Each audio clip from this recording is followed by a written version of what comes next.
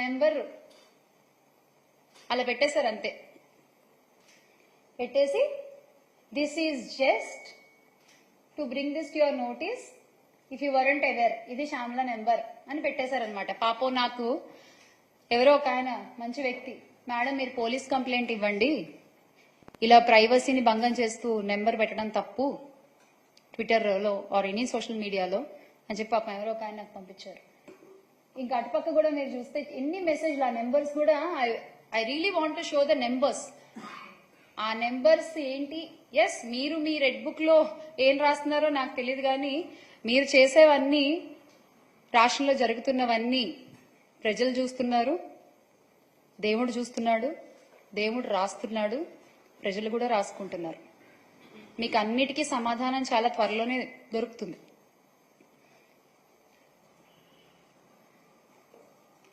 So ఇది చూడండి, ఇది లేటెస్ట్ అన్నమాట, వెరీ న్యూ అప్డేట్ అనేది. ఏంటి ఆడియో లీక్. నేను అవంతి శ్రీనివాస్ గారితో నేను ఫోన్లో మాట్లాడిన ఆడియో లీక్ ఎంత ఫేక్ చేశారంటే, పాపం అంటే వాళ్ళకి నా గురించి సరిగ్గా తెలియదు అనుకుంటా, డీటెయిల్స్, పర్సనల్ డీటెయిల్స్ కొంచెం వర్కౌట్ చేసి చేయాల్సింది అదేదో.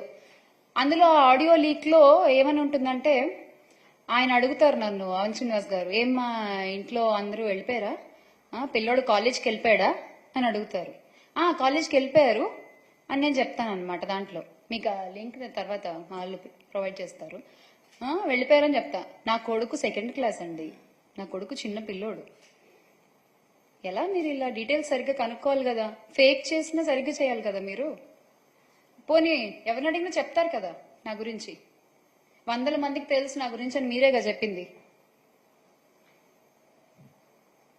ఇలాగా మీరు చేసేది.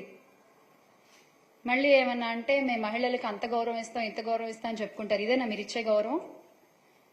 అనిత గారు చెప్పండి, మీరు కూడా ఒక మహిళే కదా, ఇదేనా అండి ఒక మహిళని మీరు ట్రీట్ చేసే విధానం? ఇంకొక స్లైడ్ ఉంటుంది చూడండి, అగో వైఎస్ఆర్సీపీ అదేంటది, glory to NCBN. What is your glory? Chandrababu Naidu గారు, వాట్ ఈజ్ యువర్ గ్లోరీ?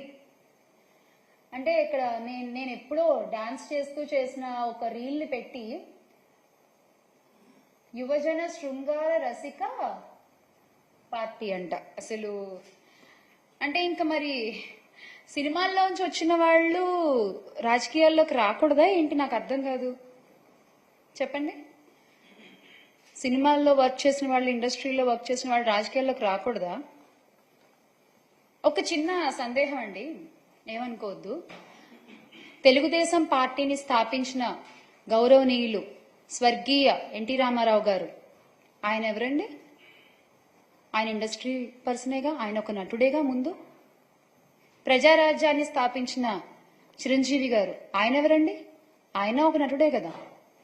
ఎందుకు ఇప్పటి మన డిప్యూటీ సీఎం గారు పవన్ కళ్యాణ్ గారు, ఆయన ఎవరు? ఆయన నటుడే కదా. అంటే అబ్బాయిలు వస్తే పర్వాలేదు, అబ్బాయిలు వస్తే సూపరు, అమ్మాయిలు వస్తే మాత్రం అంతకుముందు వాళ్ళు చేసిన వీళ్ళ పోస్ట్ చేసేసి మీకు నచ్చినటువంటి టెక్స్టులు రాసేసి క్యాప్షన్లు పెట్టేసి ఇలా చేస్తారా మీరు? ఇది ఎంతవరకు కరెక్ట్ అండి? బాలకృష్ణ గారు, ఆయన కూడా ఒక నటుడే కదా. ఇప్పుడు బాలకృష్ణ గారు వాళ్ళ అబ్బాయి కూడా కొత్తగా మోక్షజ్ఞ గారు కూడా ఒక మూవీ చేస్తున్నారు. ఏమో ఇప్పుడు అంటే ఇప్పుడు ఆయన సినిమాల్లో ఆయన వాళ్ళు ఉన్నారు కాబట్టి అబ్బాయిలు వాళ్ళందరూ గొప్పోళ్ళు. ఇప్పుడు రేపు పొద్దున్న మోక్షజ్ఞ గారి సినిమాల్లో పక్కన ఏ హీరోయిన్ చేసినా, వాళ్ళు ఏ పాటలు చేసి డాన్సులు చేసినా అంటే హీరోయిన్ మరి పెడతారో పెట్టరో. మరి అమ్మాయిలు ఇలా డాన్సులు చేయకూడదు కదా. ఏంటండి అసలు? మీ పార్టీలోనే ఇంతకు ముందు జయసుధ గారు ఉన్నారు, జయప్రద గారు ఉన్నారు, కవిత గారు ఉన్నారు.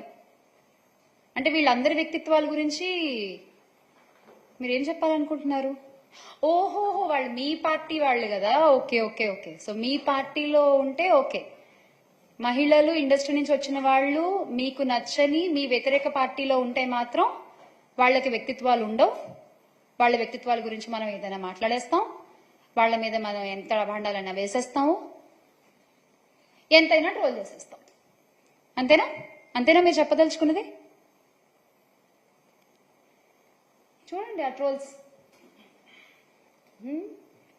అసలు ఎక్కడెక్కడ వెతికావు నైట్, అసలు